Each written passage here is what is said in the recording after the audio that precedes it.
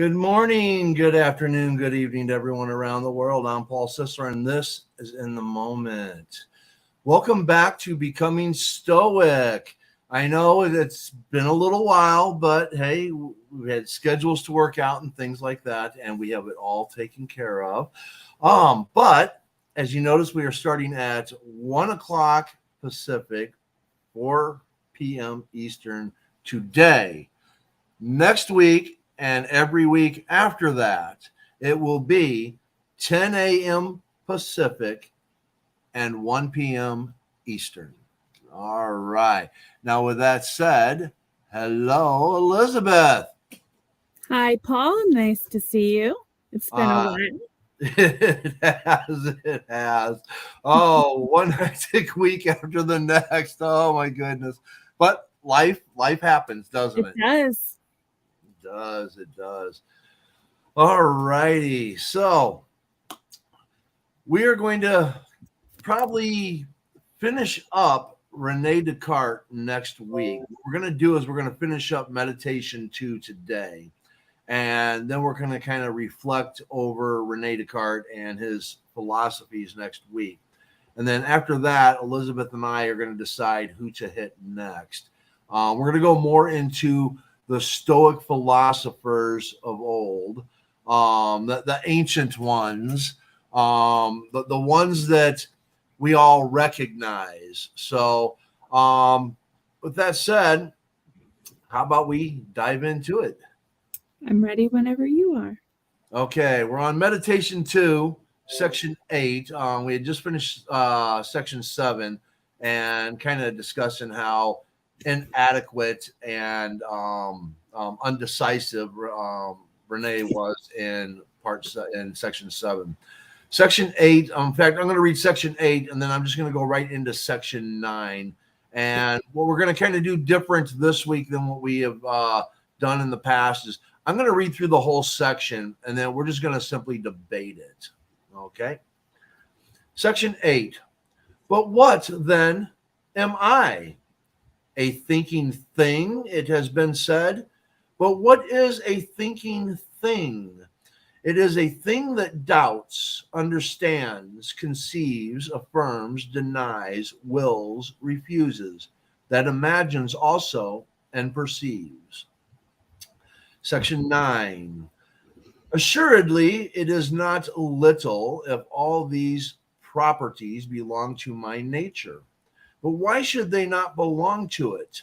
And am I not that very being who now doubts of almost everything, who for all that understands and conceives certain things, who affirms one alone as true and denies the others, who desires to know more of them and does not wish to be deceived, who imagines many things, sometimes even despite his will, and is likewise percipient of many, as if through the medium of the senses? Is there nothing of all this as true as that I am, even though I should be always dreaming? And although he who gave me, being employed all his ingenuity to deceive me? Is there also any one of these attributes that can be properly distinguished from my thought, or that can be said to be separate from myself? For it is of itself so evident that it is I who doubt, I who understand, and I who desire. That it is here unnecessary to add anything by way of rendering it more clear. And I am as certainly the same being who imagines. For although it may be, as I before supposed, that nothing I imagine is true, still the power of imagination does not cease really to exist in me and to form part of my thought. In fine, I am the same being who perceives, that is, who apprehends certain objects as by the organs of sense. Sense in truth, I see light, hear a noise, and feel heat. But it will be said that these presentations are false and that I am dreaming. Let it be so. At all events, it is certain that I seem to see light, hear a noise, and feel heat. This cannot be false. And this is what in me is properly called perceiving, which is nothing else than thinking.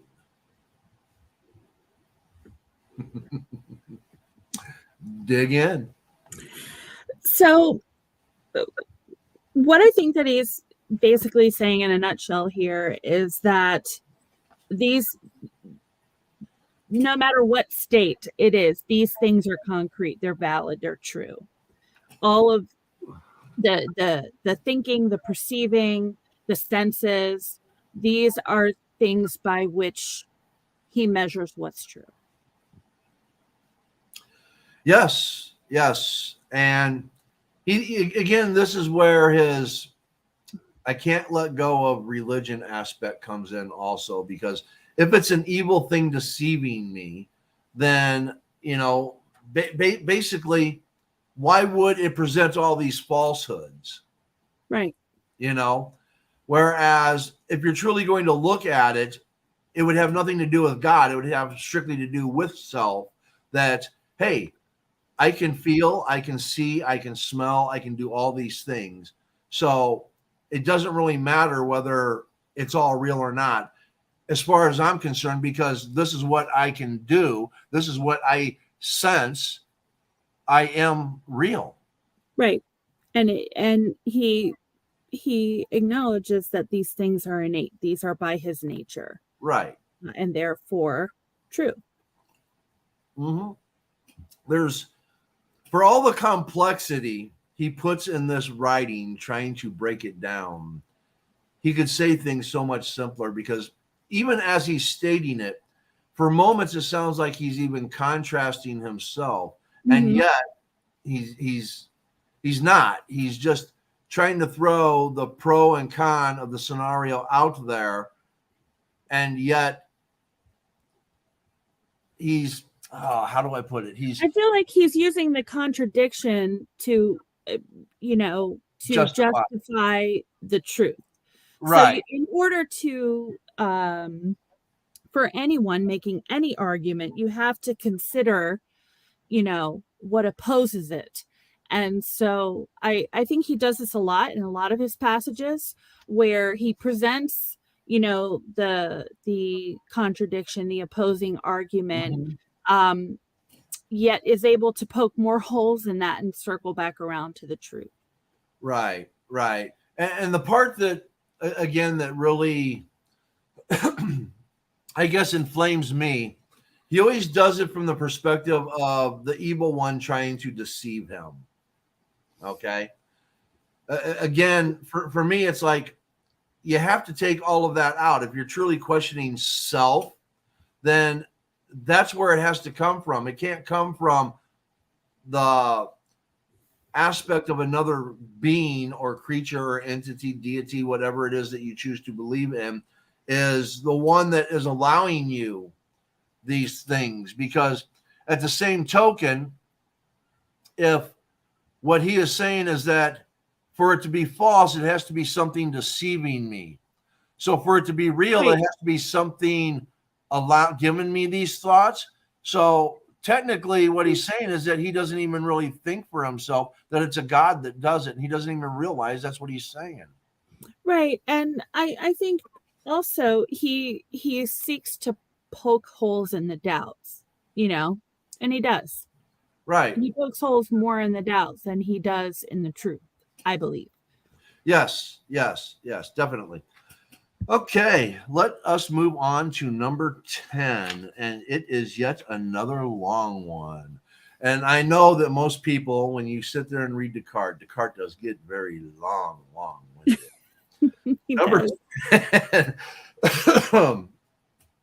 From this I begin to know what I am with somewhat greater clearness and distinctness than heretofore. But nevertheless, it still seems to me I cannot help believing that corporeal things whose images are formed by thought, which fall under the senses, are examined by the same, are known with much greater distinctness than that I know not what part of myself which is not imaginable.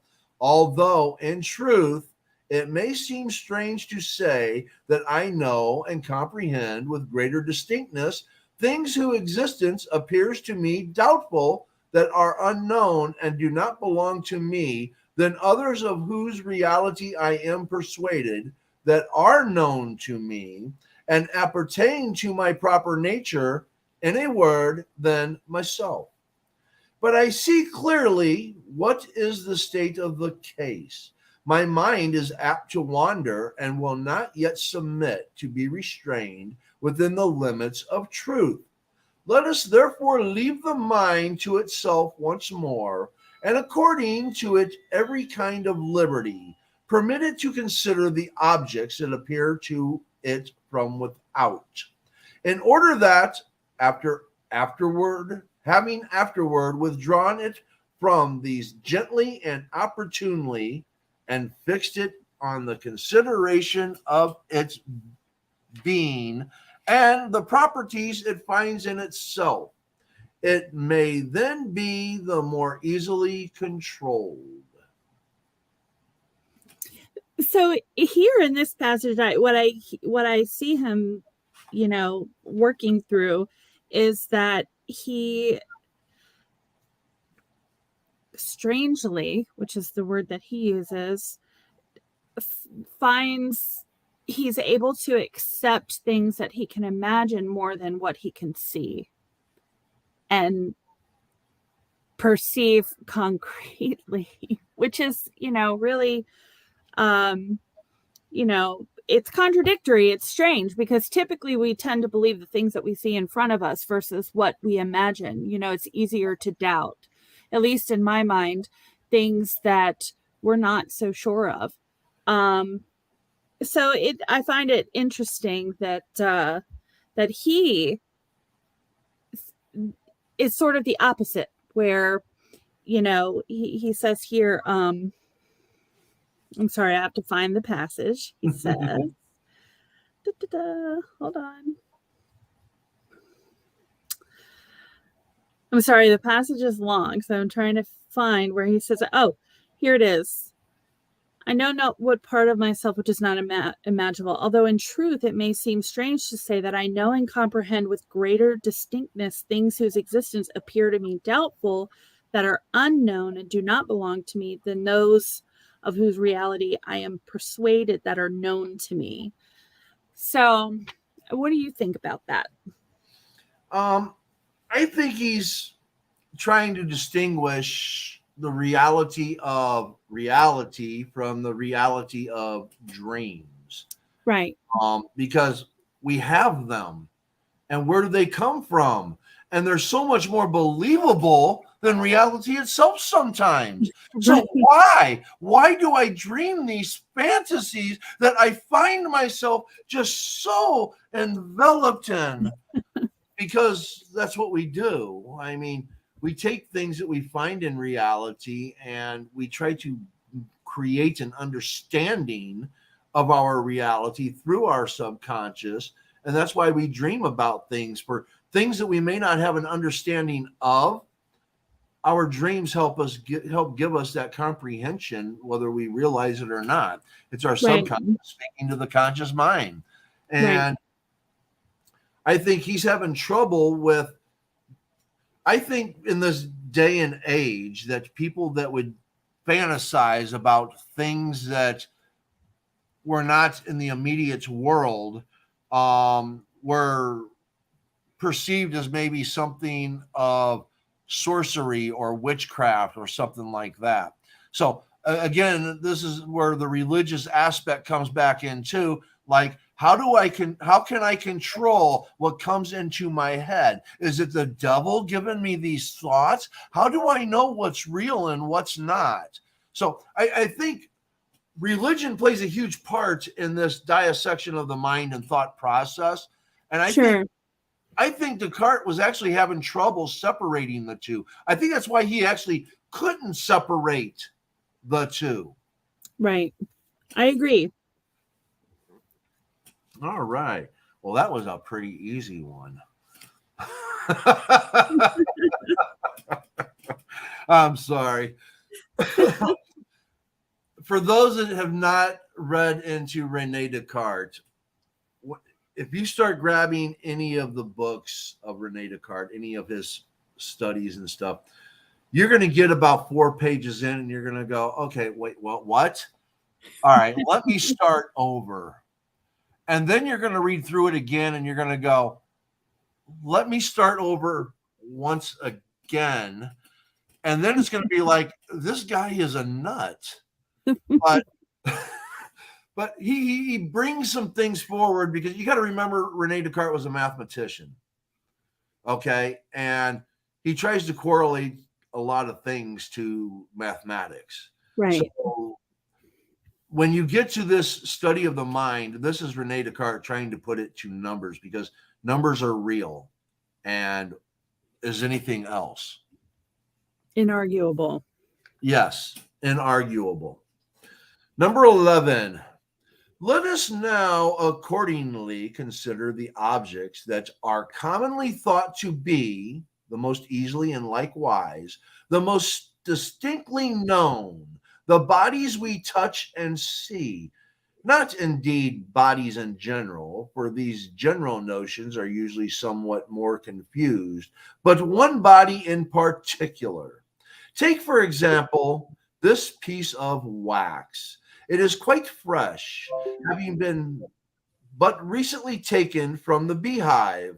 It has not yet lost the sweetness of the honey it contained. It still retains somewhat of the odor of the flowers from which it was gathered. Its color, figure, size are apparent. It is hard, cold, easily handled, and sounds when struck upon with the finger. In fine, all that contributes to make a body as distinctly known as possible is found in the one before us. But while I am speaking, let it be placed near the fire. What remained of the taste exhales, the smell evaporates, the color changes, its figure is destroyed, its size increases, it becomes liquid, it grows hot, it can hardly be handled, and although struck upon, it emits no sound. Does the same wax still remain after this change? It must be admitted that it does remain. No one doubts it or judges otherwise. But then, what then was it I knew with so much distinctness in a piece of wax? Assuredly, it could be nothing of all that I observed by means of the senses, since all the things that fell under taste, smell, sight, touch, and hearing are changed, and yet the same wax remains. So I think he's just taking tangible objects and just applying it to, what his thought process is. And it's sort of like metaphor. The wax is a metaphor for, the mind and existing, and it's still being true, even though dynamic.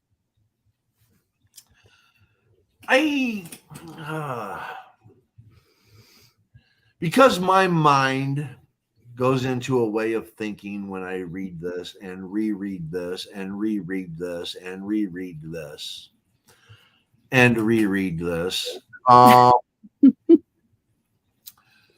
almost under the conception that Rene Descartes might be trying to place the mind differently than the body. And in some weird way, I think he's trying to disassociate and separate the mind and the body as two separate things here. Okay. Because even though you take that wax and you burn it and it loses its smell, it loses its form, it becomes hot, it's still wax, and nobody's going to argue that it's not anything different. But at that point in time, molecularly, we know it is different. And even though when it cools, the wax will become hard again and take on the molecular form that it had before. And even though there might be other things that are within it that may lose its construction molecularly, like the smell it may have that may burn off and evaporate, so on and so forth. There's changes that have been made to it. And if we were to do that with the human body, we will still recognize it as a human body. But the difference between the wax and the human body is that the body can't take back the form it was, where the wax can. So he has to be comparing the wax to the mind and not to the body.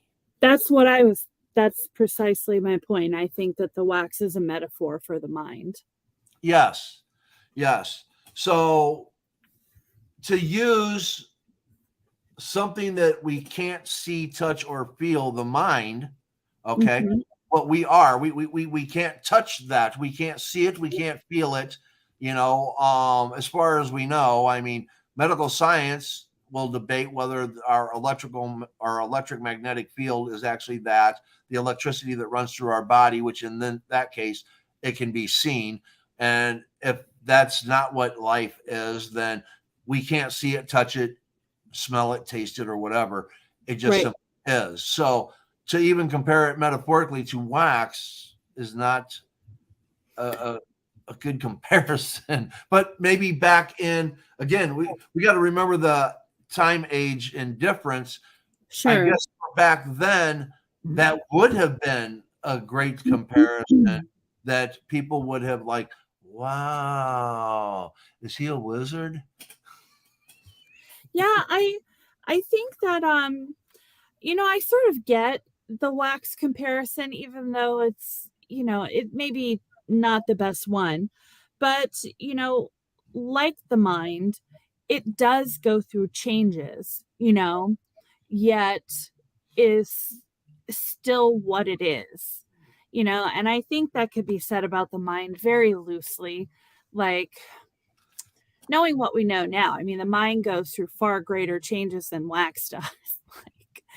But I guess I can see the comparison on a superficial level. Well, here's where I see the only way I see it as a good comparison would be just the same as you could use clay. Okay. Because with wax, when you heat it up, you can mold it into anything that you want. You can make it into a ball. You can make it into a big old heart. You can, whatever you want with hot wax, you can pour it into any mold. Thus, you can mold it into something different. And then when you think of human beings in the aspect of education and learning and culture, determinism versus free will, whichever way you want to go there, we are also molded into who we become. Sure. So in that aspect, which I don't think he was making that comparison. I don't think so either. But that were the comparison you were using, then it would fit. Yeah, I agree. But it's not the best comparison, to be honest. I totally agree with you. But on that level, I can kind of see it. I think Rene Descartes kind of I mean, I'm sure there are plenty of people that really enjoy the writings and enjoy, but it's too his comparisons and his mind is just sort of like all over the place here. And so his comparison, maybe at the time, like you said, with the age difference and the maybe it made a lot more sense back then. I'm not sure. Right. But again, this is one of the things that I actually like about Rene Descartes. I know all you Rene Descartes haters out there, you modernist haters out there. What I like about this, though, is I am a thinker and I like to think about things. I like to utilize my thought process and try to see how somebody else may see things. So if you're someone that likes to be a thinker, you're going to love Rene Descartes, because Rene Descartes makes you think. He definitely makes you think. That's true. Yes. So that's what I do like about Descartes, is that He makes you think, he makes you open your mind up, he makes you try to understand and comprehend the different alternatives to what is he actually thinking. It makes you brainstorm what was in this man's mind, you Yeah. know? So that aspect I like. Yeah. The result I don't agree with sometimes, well, the majority of Right. it, but I like the fact that he makes you think. And with Yeah. that said, here we go to number 12. It was perhaps what I now think, that this wax was neither the sweetness of honey, the pleasant odor of flowers, the whiteness, the figure, nor the sound, but only a body that a little before appeared to me conspicuous under these forms, and which is now perceived under others. But to speak precisely, what is it that I imagine when I think of it in this way? Let it be attentively considered and retrenching all that does not belong to the wax. Let us see what remains. There certainly remains nothing except something extended, flexible, and movable. But what is meant by flexible and movable? Is it not that I imagine that the piece of wax, being round, is capable of becoming square, or of passing from a square into a triangular figure? Assuredly, such is not the case, because I conceive that it admits of an infinity of similar changes, and I am, moreover, unable to compass this infinity by imagination. And consequently, this conception which I have of the wax is not the product of the faculty of imagination. But what now is this extension?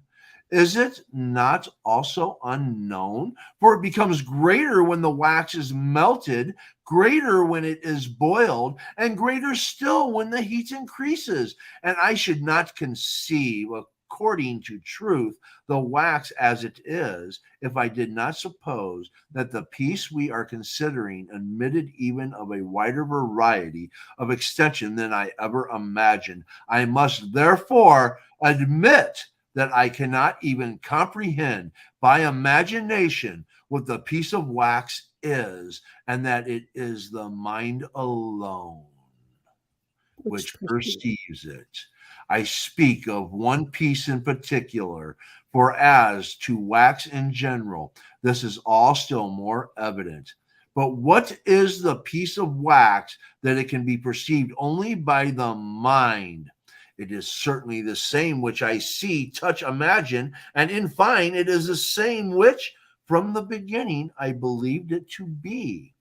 But, and that is of moment to observe, the perception of it is neither an act of sight, of touch, nor of imagination, and never was either of these, though it might formerly seem so, but is simply an intuition of the mind, which may be imperfect and confused, as it formerly was, or very clear and distinct, as it is at present, according as the attention is more or less directed to the elements which it contains and of which it is composed. I think we should read through the next passage, if that's okay, before we touch on this one. Is that okay? Yes, I will. Great. I already know where you're going. But meanwhile, I feel greatly astonished when I observe the weakness of my mind and its proneness to error. For although without at all giving expression to what I think, I consider all this in my own mind, words yet occasionally impede my progress, and I am almost led into error by the terms of ordinary language. We say, for example, that we see the same wax when it is before us, and not that we judge it to be the same from it retaining the same color and figure, whence I should forthwith be disposed to conclude that the wax is unknown by the act of sight and not by the intuition of the mind alone, were it not for the analogous instance of human beings passing on in the street below and observed from a window. In this case, I do not fail to say that I see the men themselves, just as I say that I see the wax. And yet, what do I see from the window beyond hats and cloaks that might cover artificial machines, whose motions might be determined by springs? But I judge that there are human beings from these appearances, and thus I comprehend by the faculty of judgment alone, which is in the mind, that I believe I saw with my eyes. So you take the lead on this one, Paul. Tell me what you think about these sort of passages. Oh my goodness. I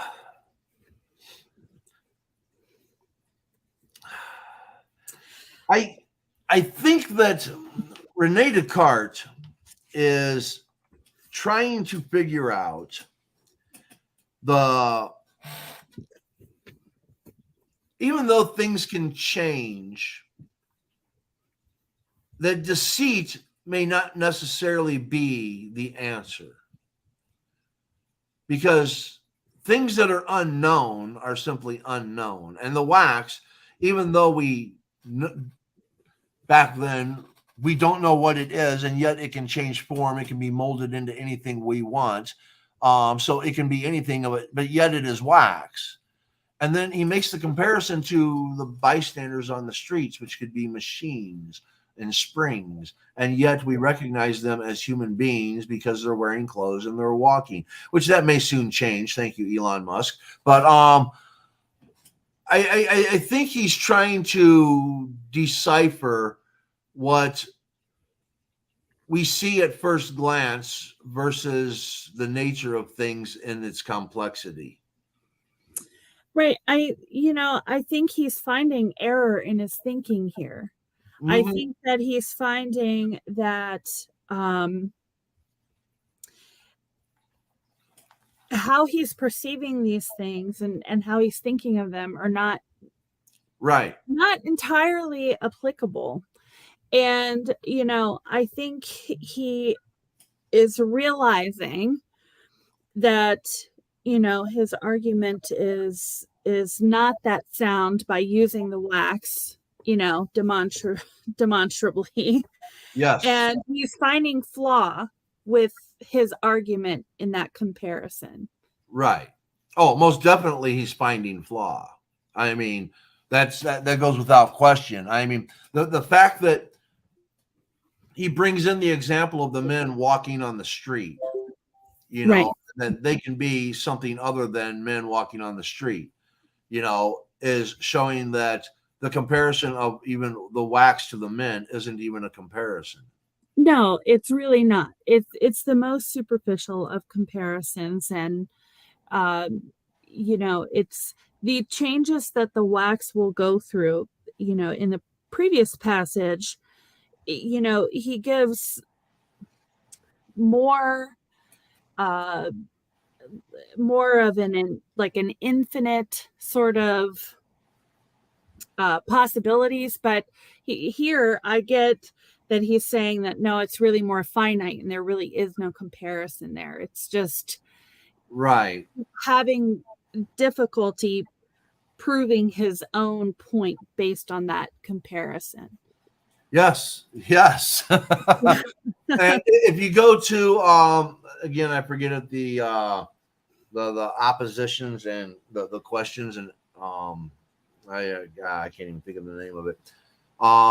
This is one of the things that are I believe is actually brought up in that. If I recall correctly, I can't remember now, but it goes to show that even though Rene Descartes makes a lot of valid arguments, Mm-hmm. I find very little of what he says to be sound, other than I think, therefore I am, which I mean, when you break it down, I think, therefore I am. I am. Right. he's got very few sound arguments. He's the king of circular arguments. Correct. When you actually, if you actually take a philosophy class, Philosophy 101 is a great break into Rene Descartes, because that's where they break you into the whole circular and divisionary arguments. And Rene Descartes is definitely king of circular arguments. And we're seeing the circular argument that he makes from 12 through 13, or 11 through 13 here. Again, it's circular, and it fits the criteria. Each independent argument that he's making in relation to the wax are all valid arguments that contradict each argument that he is making. Thus, on a whole, it becomes a very circular argument. Right. I think the main point that he's getting to here, which he hasn't overtly stated, but what he's been sort of going on and about, is basically coming to the point that, the things that he sees and perceives are true, but through this example, he was able to conclude, or start to conclude, that really the deception, where the deception exists is between the eyes and the mind, because what you see is not always true. Sometimes it is in certain circumstances, depending on what it is that you're looking at. But when you look at people, what you see is a very glimpse on the outside, and you may see something or some aspect of something that just really isn't true. So I think what he's saying here is you can't always believe what you see. That's where the deception exists, between the eyes and the mind. Right. And if within his infinite wisdom, he could actually take it further with, even by what you see, don't judge what you see as to being what it is. It also comes into judgment, because somebody that's walking down the road wearing men's clothes and you presume it to be a man, it could actually be a woman, So, he doesn't even break into it in that depth that I feel like he actually should have, but he doesn't even go there. Right. And with Rene Descartes, he goes on to go further into some of these things, and you said it, judgment, and that's where he leaves off with this particular passage where he says, "But I judge that there are human beings from these appearances, and thus I comprehend by the faculty of judgment alone, which is in the mind, what I believed I saw with my eyes." Those two things don't always line up. Oftentimes they don't align. Right. All right. Let's go to 14. The man who makes it his aim to rise to knowledge superior to the common ought to be ashamed to seek occasions of doubting from the vulgar forms of speech. Instead, therefore, of doing this, I shall proceed with the matter at hand and inquire whether I had a clearer and more perfect perception of the piece of wax when I first saw it, and when I thought I knew it, by means of the external sense itself, or at all events by the common sense, as it is called, that is, by the imaginative faculty, or whether I rather apprehend it more clearly at present, after having examined with greater care both what it is and in what it can be known. It would certainly be ridiculous to entertain any doubt on this point. For what in that first perception was there distinct? What did I perceive which any animal might not have perceived? But when I distinguished the wax from its exterior forms, and when, as if I had stripped it of its vestments, I consider it quite naked. It is certain, although some error may still be found in my judgment, that I cannot, nevertheless, thus apprehend it without possessing a human mind. So this just goes back to his initial statement about thinking and being and existing. And he touches upon what we just talked about, that there are a lot of things that we do see on the surface, but they're not the perception that we get from the initial viewpoint of something is not necessarily where we're going to end up, and the things that we know to be true in that initial viewpoint, there may be some truths that remained, but also some other things that were false, and then other truths that we get from that that added knowledge. Right. And the conclusion of this one, number 14, is actually very, very simple. Mm-hmm. I perceive. To perceive, I must think. I think, therefore I am. Yes. Agreed. The fact that I am allows me the ability to perceive my surroundings. Yes. Whether it's through smell, taste, touch, feel, whatever. The exterior aspect of the separation of body and mind. The body, no matter by what my mind is able to do, the body has the ability to send messages to my mind and let me know that these things are here. Thus, I exist because I am able to think. I mean, it's and it took him 182 words to say that. But anyways, number 15. But finally, what shall I say of the mind itself? That is, of myself. For as yet I do not admit that I am anything but mind. What then?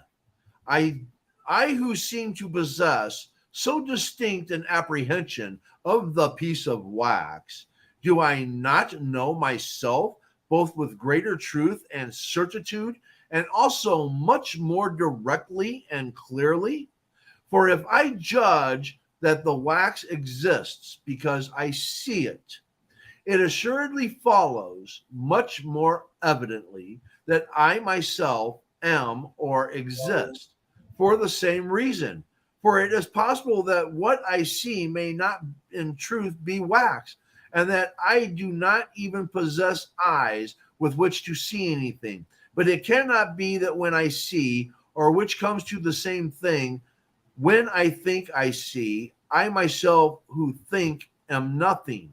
So likewise, if I judge that the wax exists because I touch it, it will still also follow that I am. And if I determine that my imagination or any other cause, whatever it be, persuades me of the existence of the wax, I will still draw the same conclusion. And what is here remarked of the piece of wax is applicable to all the other things that are external to me. And further, if the perception of wax appeared to me more precise and distinct, after that not only sight and touch, but many other causes besides, rendered it manifest to my apprehension, with how much greater distinctness must I now know myself, since all the reasons that contribute to the knowledge of the nature of wax or of any body whatever manifest still better the nature of my mind. And there are, besides, so many other things in the mind itself that contribute to the illustration of its nature, that those dependent on the body to which I have here referred scarcely merit to be taken into account. When I first read this, and every time I read that passage, I this is sort of off the cuff and off topic, but I can't help but think about his perspective of somebody who sees, And it makes me think of how he would have thought of this, like if he were blind. You know what I mean? And I know he does mention touch, but he talks a lot about the existence of things and the truth of things and,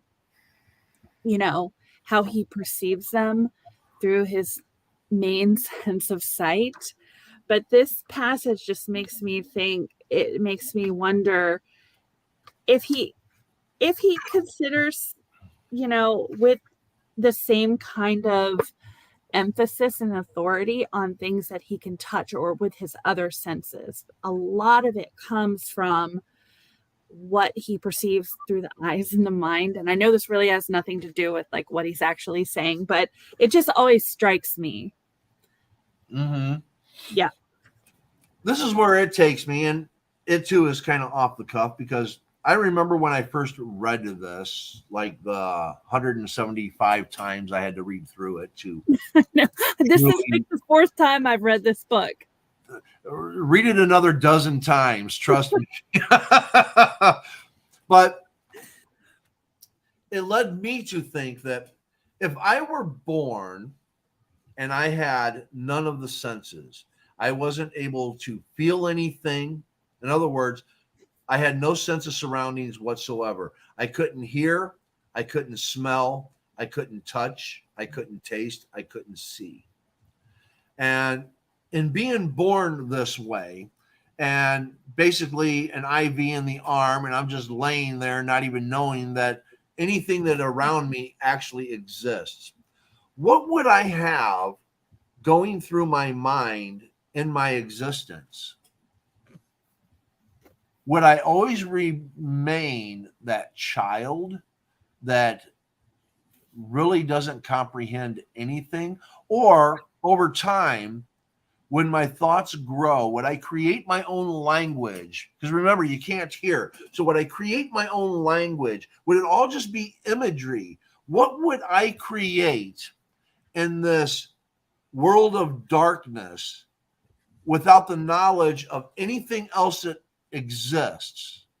What would I create?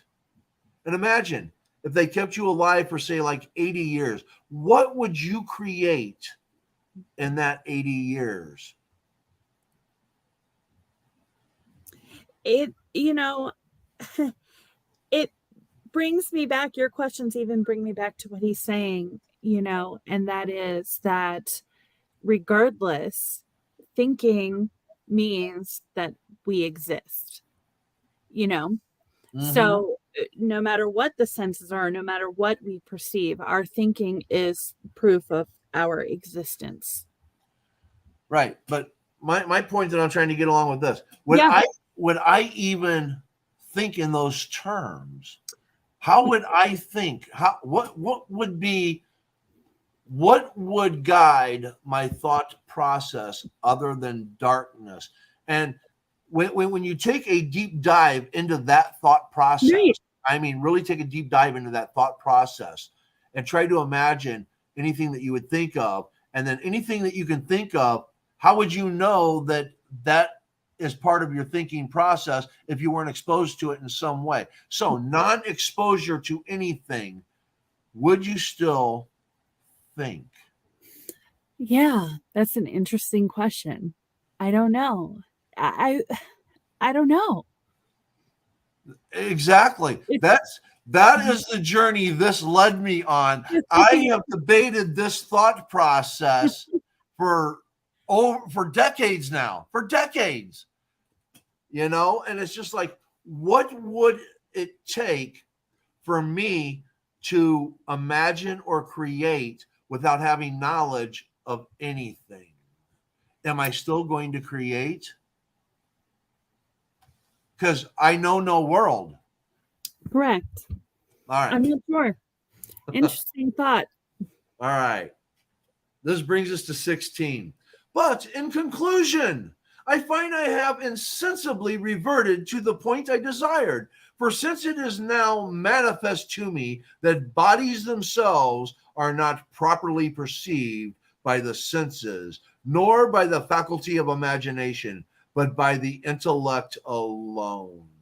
And since they are not perceived because they are seen and touched, but only because they are understood or rightly comprehended by thought, I readily discover that there is nothing more easily or clearly apprehended than my own mind. But because it is difficult to rid oneself so promptly of an opinion to which one has been long accustomed, it will be desirable to tarry for some time at this stage, that by long continued meditation I may more deeply impress upon my memory this new knowledge.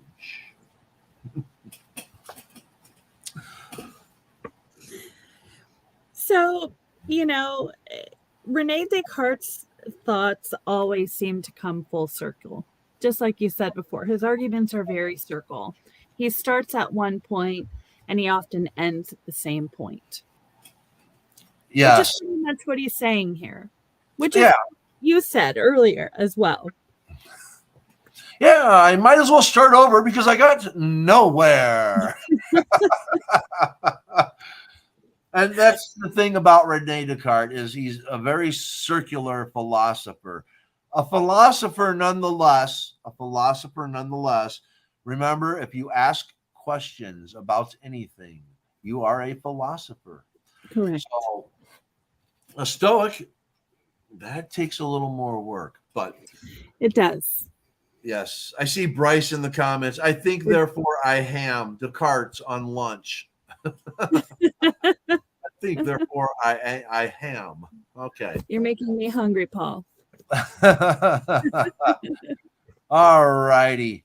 You know, like I said, Rene Descartes is a good learning ground for anybody that truly wants to go in depth to on their journey to Stoicism. And the reason why Rene Descartes is so great is that one aspect that I brought up earlier. He makes you think. You definitely have to think critically when you're reading Rene Descartes. That's for sure. Yes. Because even though he was a great mathematician, his circular arguments lack a lot of foundation for sensibility in the end result, because the only realistic conclusion that Rene Descartes made, I think, in all of his philosophical writings, it's the one that everybody has heard. I think, therefore, I am. Yeah. Because the realism of I am here, I am doing things, I exist. To me, all these other thought processes that Rene Descartes goes through to try to exemplify what should I believe, what should I doubt. Yeah, should we have doubt? We should doubt a lot of things, but the things that we know, I mean, it's like right now I'm on StreamYard. Okay, I have the internet. Do I know how the internet actually works? Do I know the breakdown of how it works? StreamYard, do I know the breakdown of how it's possible that where you're at and where I'm at, and we can see each other and now talk to each other and have this conversation? Do I need to know how this all works? Do you? I don't. All I need to know is that when I turn it on, it's going to come on. And when I do my live show, it's going to be live. Right. Agreed. That's all I need to know. And when something goes wrong, there's somebody that I can call that can fix it. And I know that somebody will be able to potentially do something, though it may take a while. But I know eventually, I would hope that it would come back on, because if it doesn't, then that means there's something else bigger going on in the world that I probably don't want to know about. But, right. We don't want to know about that. I mean, we do, but we don't. All right. I think next week, if you can this week, do a quick read through of the remaining meditations. I think we've probably heard enough of Rene Descartes. We will do we'll bring up some points in some of his other meditations. Highlight what you find to be the most relevant. One thing from maybe each one of the Sure.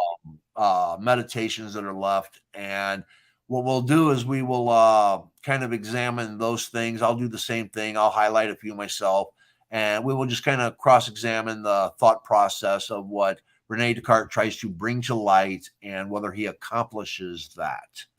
And then the week after that, we will decide who we're going to go to from there. I mean, we got so many to choose from. Oh my goodness. Yeah, we'll give you guys a great summation of the rest of Rene Descartes.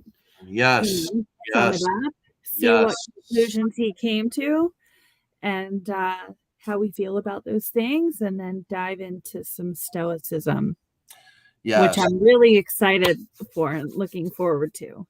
Yes. Yes. Because I'm excited about getting into the Pythagoreans.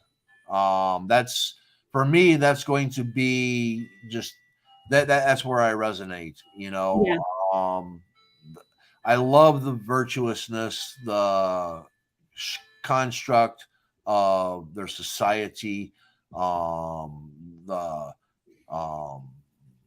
treatment of how everyone else, is supposed to be treating each other, and how we're supposed to truly, truly control our emotions.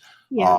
I think if we could have a society such as that today, the things that we could accomplish would just the marvel that this world would be is just, oh man, my mind is just going bonkers at thinking of that world. I mean, it would truly, in my mind, be a utopian. Yeah. I look forward to the deep dive. Can't wait to get into it because Stoicism is something near and dear to me. And I'm fairly new to the Stoic world. I sort of stumbled upon it, and it is definitely a game changer. It's a life changer, and it's all for the better. So looking forward to getting into that more. Yes. And remember, everybody, we are going to be on Mondays now, every Monday. And we will be here at 10 a.m. Pacific time, 1 p.m. Eastern time. And anybody else in another time zone, just Google it. It was great being here. All right. Love you, Elizabeth. We will catch you next week. And remember, everyone, next week. be kind, be happy, and may good things come your way. Thank you.